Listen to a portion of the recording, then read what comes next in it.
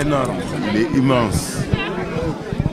Pour le fils de Grand F que je suis, de me retrouver ici à cette école du marché, ce marché qui m'a vu grandir,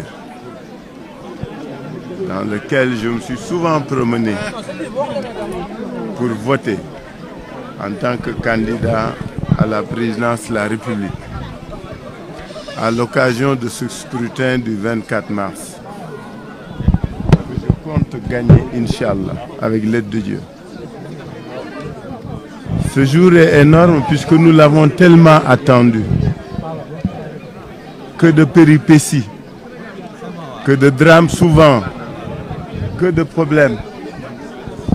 Le 3 février sera gravé dans nos mémoires de démocrates sénégalais. Et c'est quelque chose qui nous marquera à jamais. Parce que pour la première fois dans l'histoire politique du Sénégal, l'élection présidentielle a été désacralisée, bousculée. Heureusement, et on rend grâce à Dieu, que les Sénégalais unanimes se sont levés pour que nous puissions vivre aujourd'hui le 24 mars.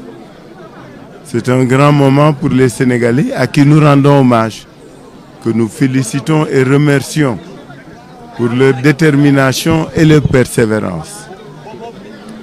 Nous devons donc tous être à la hauteur du 24 mars, tenir un scrutin apaisé, tenir un scrutin sincère et serein, tenir un scrutin où il n'y aura pas de réclamation à la fin.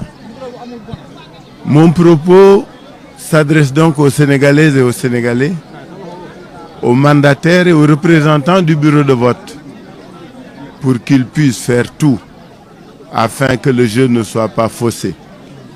Des rumeurs, des velléités nous sont signalées ça et là dans certaines parties du pays. J'en appelle à la vigilance des mandataires et des représentants, puisque ce jour est un jour mémorable. Personne ne défendra notre démocratie à la place de chacun de nous, chacun de vous.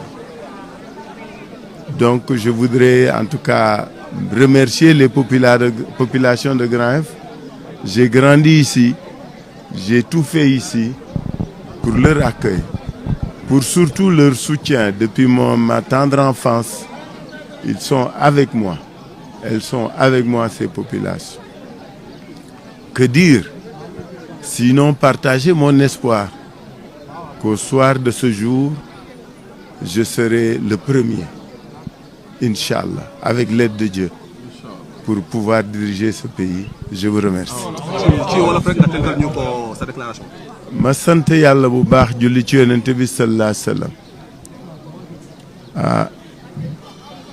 Que de chemin parcouru, coono tolof ak lu ne loo xam ne dund nañ ko fii ak waa Grand Yoff ak waa Sénégal ak waa Dakar ñu egsi ci bis bi. Je suis candidat à l'élection présidentielle et je compte la remporter, Inch'Allah, avec l'aide de Dieu.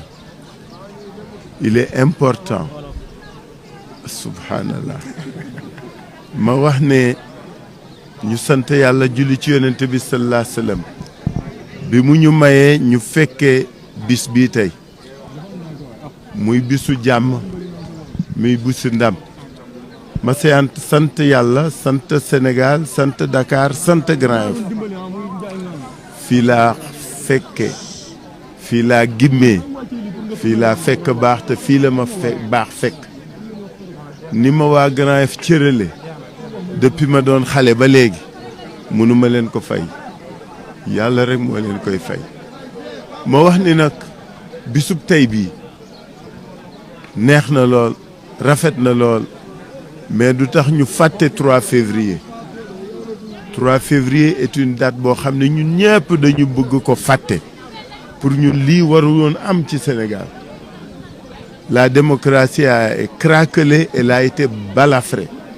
mais ñu sant yàlla biñ ci egsee tey li ñu dégg ak li ñu gis dalagul xel parce que dañ ñu wax ay problème ci certaines parties du pays que je ne veux pas stigmatiser muy ay problème mu labaj ay problème mu luuba kooku nag suñu responsabilité ñun ñëpp les acteurs les représentants les mandataires et chaque citoyenne et chaque citoyen bu voté yow yaa war préserver sa vote parce que nag suñu démocratie mënul nërmeelu ñaari yoon li ñu gëm mooy fii ñu jëm ëllëgu Sénégal bu bees la ma fas yéene ko tabax man Khalifa Ababacar Sall ma fas yéene man président de la République fexe ba réew mi dootul dund mukk lii mu dund dañu nuñ fexe ba askan wi gis seen bopp ci lii nga xam ne moom la ñu bokk muy Sénégal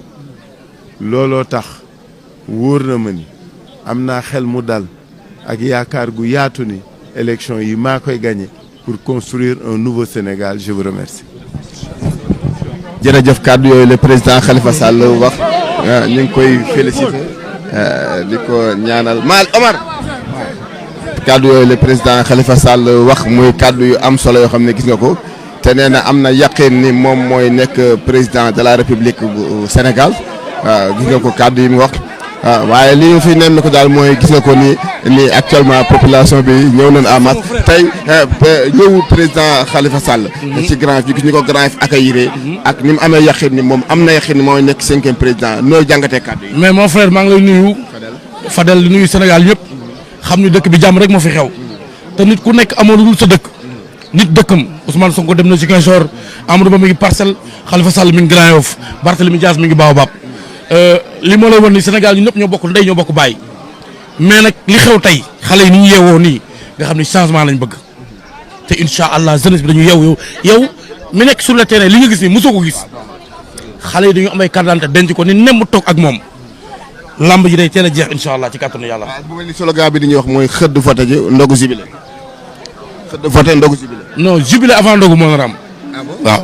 jubile avant ndogu moom dina ko anticiper kon nanu dem xool toppale ñi nga xam ne ñooy ñenn ci militants yi ak militantes yi jël leen ñoom tam di jaajëfal tam service d'ordre bi Omar service d'ordre tam di leen jaajëfal liggéey bi rafet na macha allah ñi ngi encadré ñi ngi teg leen ci yoon te dara déborde amul ñeen xool ma xel quelques militants wala militantes mën na wax ak ñoom laaj leen soxna su noo tudd. man Kati. Kati bu mel ne da nga ñëwoon pour voter si. waaw damaa ñëwoon voter si. da nga bokk ci militante yi wala da nga ñëwoon pour voter si rek. damaa ñëw pour voter si rek. nan nga gisee vote bi ak ni ñu ko sécuriser ba benn débordement amu ci.